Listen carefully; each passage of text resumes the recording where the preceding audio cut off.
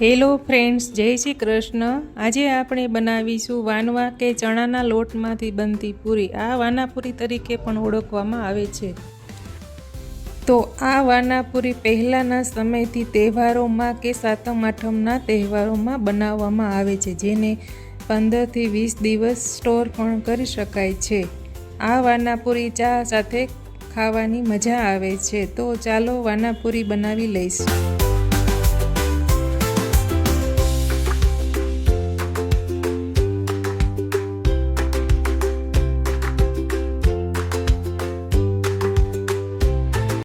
હું કિલો ચણાના લોટની વાનાપુરી બનાવું છું। તેના માટે મેં કિલો ચણાનો લોટ લઈ લીધો છે, જેમાં 1 મોટી ચમચી અજમો અને સ્વાદ અનુસાર નમક નાખી લઈશ અને બરાબર મિક્સ કરી લઈશ। જરૂર મુજબ પાણી નાખતા જઈશું અને મિક્સ કરતા જઈશું। આપણે લોટને કડક જ રાખવાનો છે, ઢીલો નથી કરવાનો।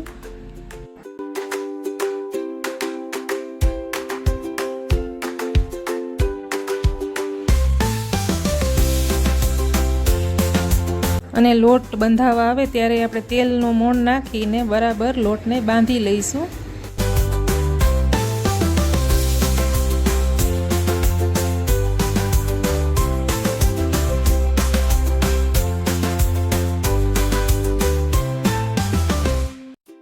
તો લોટ આપણો બંધાઈ ગયો છે, એટલે ઢાંકીને રાખી દઈશ। જો તમારી પાસે ટાઈમ હોય તો તમે અડધી કલાકનો રેસ્ટ આપો, અથવા ટાઈમ ન હોય તો તમે 10 મિનિટમાં પૂરી વણી શકો છો। હું અડધી કલાકના રેસ્ટ બાદ લોટને 2 થી 3 મિનિટ મસળી લઈશ, એટલે લોટ નરમ થઈ જશે। ત્યારબાદ પૂરી વણી લઈશ। પૂરીને આપણે પાતળી વણવાની છે, સાવ કાગળ જેવી। પૂરી વણાઈ જાય એટલે કાપા પાડી લઈ। આ રીતે પૂરી કરવાથી એક સાથે 4 પૂરી બની જાય છે, અને એક સાથે વધારે પૂરી બનાવવી હોય ત્યારે આ રીતે પૂરી બનાવવાથી ફટાફટ પૂરી બની જાય છે અને ઓછા સમયમાં વધારે પૂરી બનાવી શકાય છે। એક સાથે મેં બધી પૂરી વણી લીધી છે। હવે તેલ ગરમ થાય એટલે પૂરીને તળી લઈશ। મીડિયમ આંચ ઉપર જ પૂરીને તળવાની છે। આ પૂરી તળવામાં 2-3 મિનિટનો જ ટાઈમ લાગે છે। ફટાફટ તળાઈ જાય છે ને સમય ઓછો લાગે છે।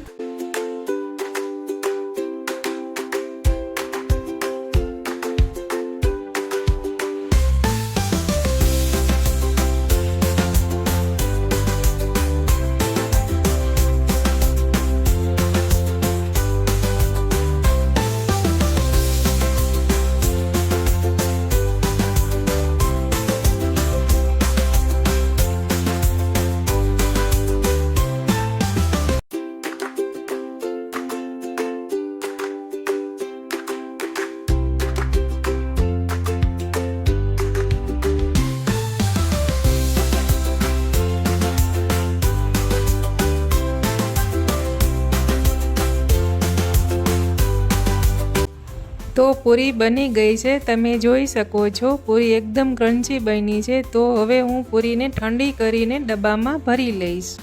આ ડબ્બો 10 કિલોનો છે। તમે જોઈ શકો છો કે મેં કિલો લોટની પૂરી બનાવી હતી, ડબ્બો આખો ભરાઈ ગયો છે। તો આવી જ રેસીપી જોવા માટે લાઈક કરો, શેર કરો અને સબસ્ક્રાઈબ કરો આ ચેનલને। ફરી પાછા મળીશું નવી રેસીપી સાથે। આવજો, જય શ્રી કૃષ્ણ।